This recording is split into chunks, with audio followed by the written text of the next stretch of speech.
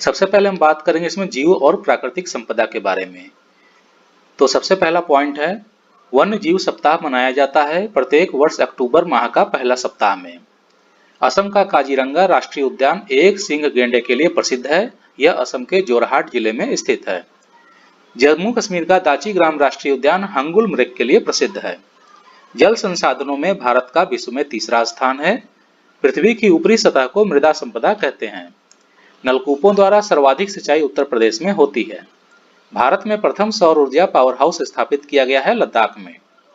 राष्ट्रीय वन नीति के अनुसार पर्यावरण की दृष्टि से देश के कम से कम 33% क्षेत्रफल वनों का आवरण आवश्यक है। केंद्र सरकार द्वारा वन नीति 1952 को वर्ष 1988 में संशोधित कर नई वन नीति की घोषणा की गई है। भारतीय वन सर्वेक्षण विभाग का मुख्यालय देहरादून में स्थित है। भारत में वन अनुसंधान संस्थान देहरादून में स्थित है। राष्ट्रीय पर्यावरण शोध संस्थान नागपुर में स्थित है।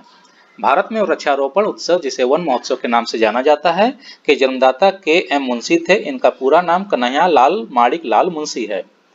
पश्चिमी हिमालय संसाधन प्रदेश के प्रमुख संसाधन है वन। देश में सर्वाधिक वन क्षेत्र मध्य प्रदेश राज्य में है।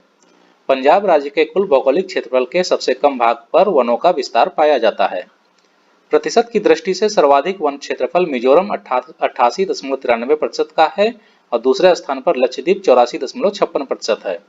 देश के सर्वाधिक क्षेत्रफल पर उष्ण आर्द्र पतझड़ वन पाए जाते हैं। दलदली अथवा ज्वारभाटा क्षेत्रों में पाए जाने वाले वन को मैंग्रोव वन कहा जाता है। भारत में मैंग्रोव वनस्पति का सर्वाधिक विस्तार पश्चिम बंगाल राज्य में पाया जाता है। भारत में चंदन की लकड़ी के वन सबसे अधिक नीलगिरी की पहाड़ियों में पाए जाते हैं। साइलेंट वैली के चर्चित होने का प्रमुख कारण जैव विविधता एवं सदाबहार वन का संरक्षण होना है। साइलेंट वैली या शांत घाटी केरल राज्य में स्थित है। फूलों की घाटी उत्तराखंड में स्थित है। उष्णकटिबंधीय आर्द्र सदाबहार वन प्रायद्वीपीय पठार पर पाए जाते हैं। भारत का कर्नाटक राज्य शहतूत रेशम सर्वाधिक उत्पादित करता है। सुंदरी नामक वृक्ष की अधिकता के कारण गंगा ब्रह्मपुत्र के डेल्टा क्षेत्रों को सुंदरवन कहा जाता है। भारत में चंदन की लकड़ी के लिए प्रसिद्ध राज्य कर्नाटक है। भारत में पतझड़ वन प्रमुख वनस्पति है। भारत में तेंदू के पत्ते का सर्वाधिक उत्पादक राज्य मध्य प्रदेश है। मैंग्रोव वन चक्रवात के अवरोधकों का काम करते हैं। पृथ्वी पर विषुवत रेखा या भूमध्य रेखा के आसपास सर्वाधिक घने वन पाए जाते हैं। भोजपत्र वृक्ष हिमालय क्षेत्र में पाया जाने वाला वृक्ष है। मुंबई हाई खनिज तेल से संबंधित है। रानीगंज कोयले की खान पश्चिम बंगाल में स्थित है। भारत में कोयला उत्पादन में झारखंड का प्रथम स्थान है। आइए बात करते हैं अक्षांश और देशांतर से संबंधित महत्वपूर्ण तथ्यों के। कर्क रेखा भारत के लगभग आधे हिस्से से होकर गुजरती है। अंतरराष्ट्रीय तिथि रेखा प्रशांत महासागर के बीच से होकर गुजरती है।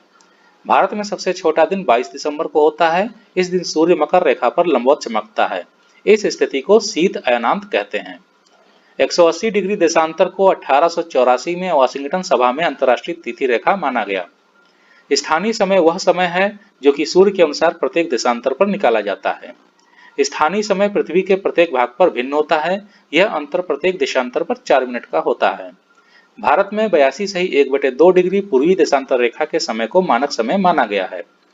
भारत का मानक समय ग्रीनविच मीन टाइम से 5.5 घंटा आगे रहता है। कर्क रेखा पृथ्वी पर 23.1/2 डिग्री उत्तरी अक्षांश रेखा पर है। मकर रेखा पृथ्वी पर 23.1/2 डिग्री दक्षिणी अक्षांश रेखा पर है। भूमध्य या विषुवत रेखा को 0 अंश की अक्षांश रेखा कहते हैं। प्रत्येक गोलार्ध को जब ताप के आधार पर कई भागों में बांटते हैं तो इसे कटिबंध कहते हैं। ध्रुव पृथ्वी की एक काल्पनिक धुरी है जिस पर वह निरंतर घूमती रहती है। उत्तरी गोलार्ध में सबसे छोटा दिन 22 दिसंबर और लंबा दिन 21 जून को होता है। डेटम रेखा एक क्षैतिज रेखा है जिसके द्वारा ऊंचाई तथा गहराई की पैमाइश की जाती है। मैकमोहन रेखा चीन तथा भारत की सीमा बताती है। मैगिनाट रेखा फ्रांस तथा जर्मनी की सीमा बताती है। डूरंड रेखा भारत तथा अफगानिस्तान की सीमा बताती है। हिडनबर्ग रेखा जर्मनी तथा पोलैंड की सीमा बताती है। ओडरनिस रेखा जर्मनी तथा पोलैंड की सीमा बताती है। रेडक्लिफ रेखा भारत तथा पाकिस्तान की सीमा बताती है। 17वीं समांतर रेखा उत्तरी वियतनाम तथा दक्षिणी वियतनाम की सीमा बताती है। 24वीं समांतर रेखा पाकिस्तान तथा भारत के बीच बनी है लेकिन भारत द्वारा मान्य नहीं है। 49वीं समांतर रेखा अमेरिका तथा कनाडा के बीच सीमा बताती है। गांधीनगर कर्क रेखा से निकटतम दूरी पर स्थित है। कर्क रेखा भारत में गुजरात, राजस्थान, मध्य प्रदेश, छत्तीसगढ़, पश्चिम बंगाल, झारखंड, त्रिपुरा और मिजोरम से होकर गुजरती है। मणिपुर कर्क रेखा के उत्तर में स्थित है। भूमध्य रेखा, कर्क रेखा और मकर रेखा यह तीनों अफ्रीका महाद्वीप से होकर गुजरती हैं। भूमध्य रेखा पर वर्ष भर रात और दिन बराबर होते हैं। पृथ्वी एक बार 3 जनवरी को सूर्य के सर्वाधिक पास आ जाती है, इस स्थिति को उपसौर कहते हैं।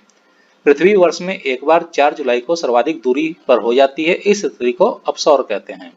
समान चुंबकीय गति वाले स्थानों को मिलाने वाली रेखा आइसोगोनिक रेखा कहलाती है। भारत उत्तर पूर्वी गोलार्ध में स्थित है। तो दोस्तों, आपको हमारा आज का वीडियो अगर अच्छा लगा हो या पसंद आया हो या आपको लगता हो कि हमारी जानकारी उपयोगी है, तो आप अपने दोस्तों को शेयर कर दीजिएगा और वीडियो को लाइक करना ना भूलिएगा। वीडियो के नए नोटिफिकेशंस पाने के लिए चैनल को सब्सक्राइब करना ना भूलिएगा। जल्दी हम पुनः अपने नए वीडियो के साथ आपके सामने उपस्थित होंगे। तब तक के लिए इजाजत दीजिए। धन्यवाद।